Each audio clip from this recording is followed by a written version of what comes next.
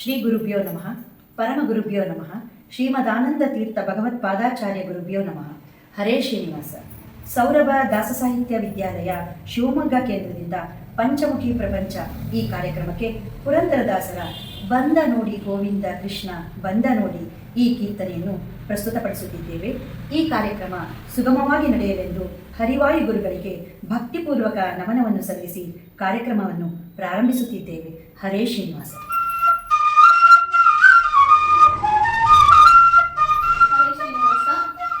ಭಗವಂತನ ಸ್ಮರಣೆ, ಭಗವತ್ ಚಿಂತನೆ ನಮಗೆ ಆಗಬೇಕು ಎಂದಾದರೆ ಭಕ್ತಿ ಮಾರ್ಗದ ಮೂಲಕವೇ ಸಾಧ್ಯ. ಅಂತಹ ಅಚಲವಾದ ಭಕ್ತಿ ಕೇವಲ ಜ್ಞಾನದಿಂದ ಮಾತ್ರ ಉಂಟಾಗುತ್ತದೆ.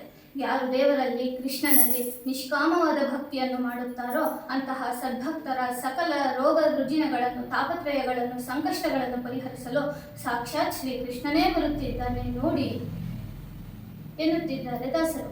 ಕೃಷ್ಣನ ಅತ್ಯಂತ ಭಕ್ತಿಯಿಂದ, ಜ್ಞಾನದಿಂದ ಸಾಕ್ಷಾತ್ಕರಿಸಿಕೊಳ್ಳುವ ಅಂತರ್ಜ್ಞಾನ ಪುರಂದರದಾಸರಲ್ಲಿತ್ತು. ಅಂತಹ ಆನಂದ ಉತ್ಸಾಹವನ್ನು ದಾಸರು ಕಂಡು ಕೃಷ್ಣ ಬರುತ್ತಿದ್ದಾನೆ ಎಂದು ಅನುಭವಿಸುತ್ತಿರುವುದನ್ನು ನಾವು ಕಾಣಬಹುದು.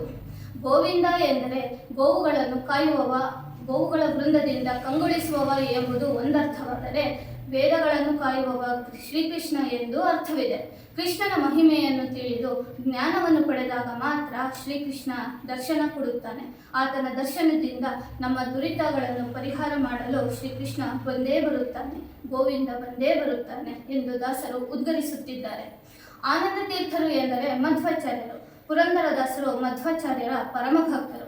ಶ್ರೀಮದ್ ಆಚಾರ್ಯರ ತತ್ವಗಳನ್ನು, ಶಾಸ್ತ್ರಗಳನ್ನು, ಗ್ರಂಥಗಳನ್ನು ಅಧ್ಯಯನ ಮಾಡಿ ಮಧ್ವ ಮತದ ಅನುಸರಣೆಯನ್ನು ಮಾಡಿದಾಗ ಜ್ಞಾನಪೂರ್ವಕವಾಗಿ ಯಥೋಚಿತ ವಿಹಿತ ಕರ್ಮಗಳನ್ನು ಅನುಸಂಧಾನಪೂರ್ವಕವಾಗಿ ಮಾಡುವುದರಿಂದ ಈ ರೀತಿಯ ಕೃಷ್ಣನ ಉಪಾಸನೆಯಿಂದ ನಮ್ಮನ್ನು ಕೃಷ್ಣ ಅನುಗ್ರಹಿಸಿಯೇ ಅನುಗ್ರಹಿಸುತ್ತಾನೆ ಎಂಬುದು ದಾಸರ ನಂಬಿಕೆ. ಪರಮಾತ್ಮ ನಮ್ಮನ್ನು ನೋಡಲು ಬರುತ್ತಿದ್ದಾನೆ, ನಮಗೆ ದರ್ಶನ ನೀಡಲು ಬರುತ್ತಿದ್ದಾನೆ ನೋಡಿ ಎಂದು ದಾಸರು ಹೇಳುತ್ತಿದ್ದಾರೆ. ಶ್ರೀಹರಿಯು ನಂದನಾಗಿ ನಮಗೆಲ್ಲ ಆನಂದವನ್ನು ನೀಡಲು, ಮುಕುಂದನಾಗಿ ನಮಗೆಲ್ಲ ಮೋಕ್ಷವನ್ನು ನೀಡಲು ನಮ್ಮ ಬಳಿಗೆ ಬರುತ್ತಿದ್ದಾನೆ. ಕೃಷ್ಣನ ಬಗೆಗಿನ ಜ್ಞಾನ ಮಾರ್ಗವನ್ನು ತೋರಿಸುತ್ತಿದ್ದಾನೆ. ಪ್ರತಿಯೊಂದು ಚರಾಚರ ಜೀವಿಯು ಆ ಭಗವಂತನ ಕೃಪಾದೃಷ್ಟಿ ತಮ್ಮ ಮೇಲೆ ಬೀಳಬೇಕು ಎಂದು ಕಾತರರಾಗಿರುತ್ತಾರೆ. ಅದಕ್ಕಾಗಿಯೇ ದ್ವಾರಕೆಯಲ್ಲಿ ಭಕ್ತರು ಸಾಲಾಗಿ ನಿಂತು ಕೃಷ್ಣನ ದೃಷ್ಟಿ ನಮ್ಮ ಮೇಲೆ ಬೀಳಲಿ ಎಂದು ಪ್ರಾರ್ಥಿಸುತ್ತಾ ಸಾಲಾಗಿ ನಿಲ್ಲುತ್ತಿದ್ದರು. ಅಂತಹ ದಯಾನಿಧಿಯವನು ಕೇವಲ ಮನುಷ್ಯರ ಮೇಲಷ್ಟೇ ಅಲ್ಲದೆ ಸಕಲ ಚರಾಚರ ಜೀವಿಗಳ ಮೇಲೆಯೂ ಆತ ದಯೆ ತೋರಿಸುತ್ತಾನೆ, ಪರಿಪರಿಯಾಗಿ ಸಲಹುತ್ತಾನೆ.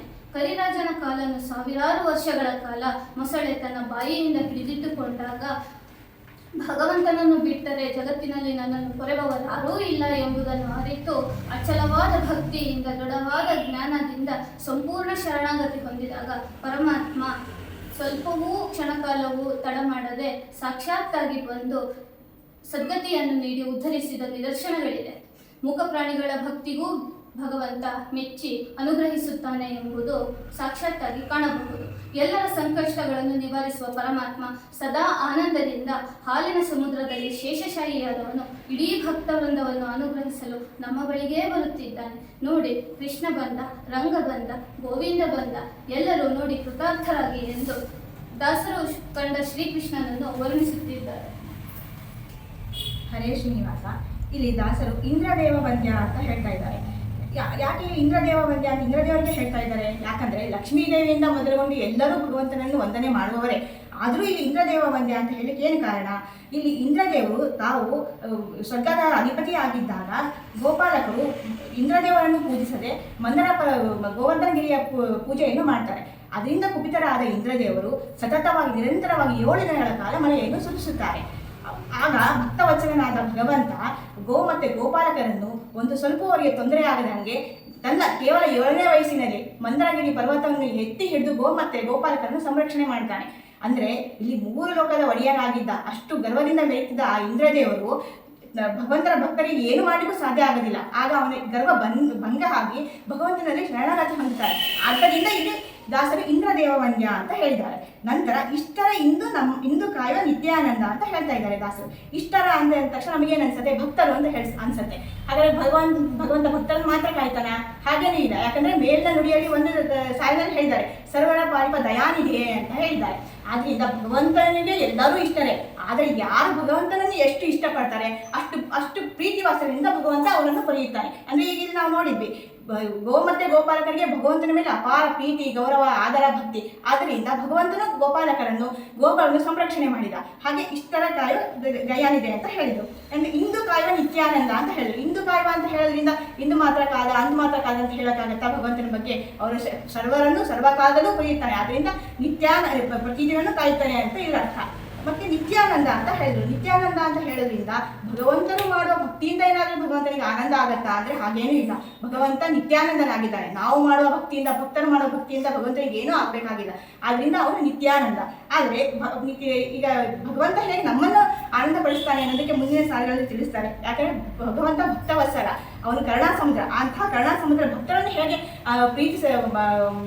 ಒಲಿಸ್ಕೊಳ್ತಾನೆ ಅನ್ನೋದಕ್ಕೆ ಚಂದ್ರಕೋಟಿ ಲಾವಣ್ಯ ಮುಖದಲ್ಲಿ ಸುಂದರ ಅರಳೆ ಹಾರಗಳಿಂದಲೇ ಅಂತ ಹೇಳ್ತಾ ಇದ್ದಾರೆ.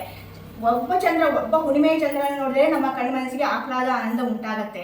ಅಂಥದ್ರಲ್ಲಿ ಕೋಟಿ ಚಂದ್ರನ ಲಾವಣ್ಯ ಅಂದರೆ ಕೋಟಿ ಚಂದ್ರನ ಹೋಲುವಂಥ ಅಷ್ಟು ಸೌಂದರ್ಯ ಮುಖದಿಂದ ಭಗವಂತ ಬರ್ತಾ ಇದ್ದಾನೆ. ಇದರಿಂದ ಭಕ್ತರಿಗೆ ಕೇವಲ ಕಣ್ಮನೆಗಳಲ್ಲ, ಸರ್ವೇಂದ್ರಿಯಗಳಿಗೂ ಭಗವಂತ ಸುಖವನ್ನು ಕೊಡ್ತಾನೆ.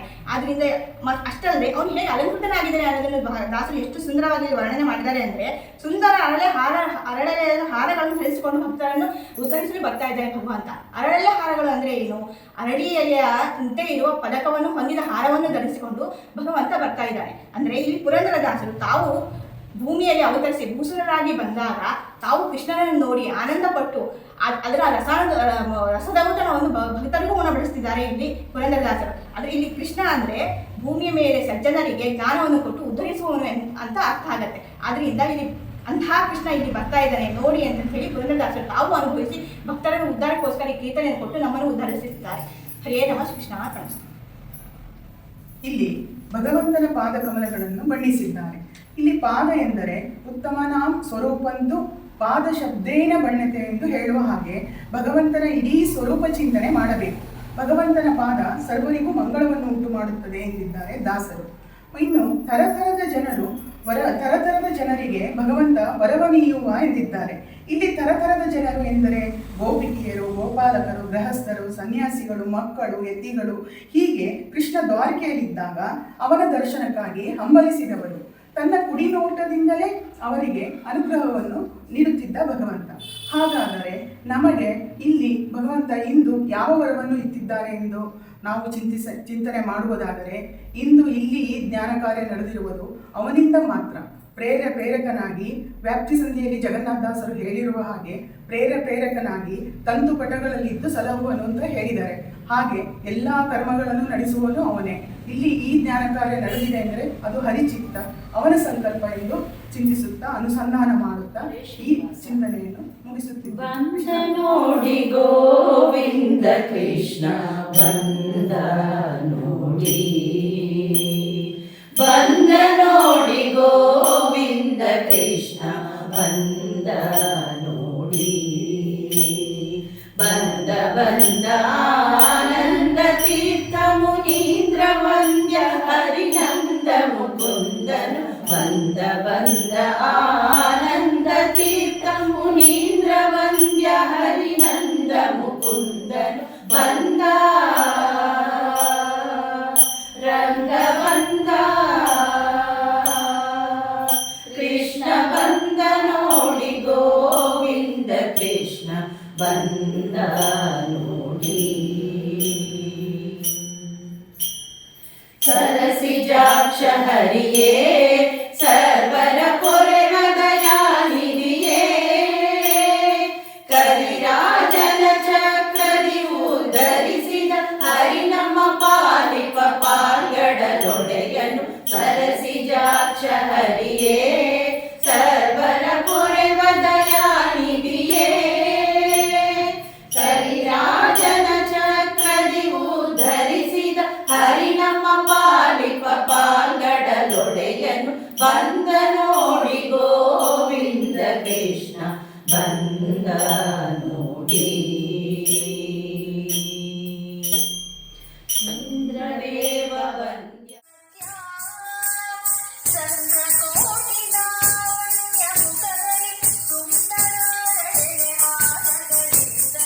ಬಂದ ನೋಡಿ ಗೋವಿಂದ ಕೃಷ್ಣ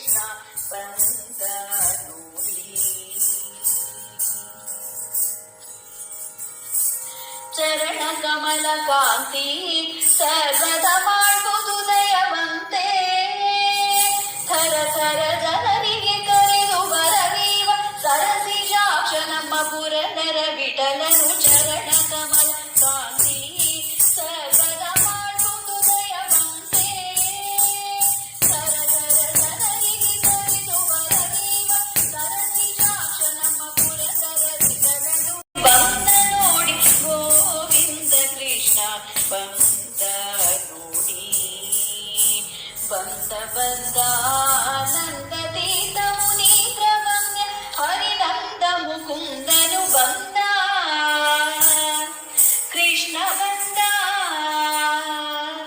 ರಂಗ ಬಂದ ನೋಡಿ ಗೋವಿಂದ ಕೃಷ್ಣ ಬಂದ ನೋಡಿ ಬಂದ ನೋಡಿ ಬಂದ ನೋಡಿ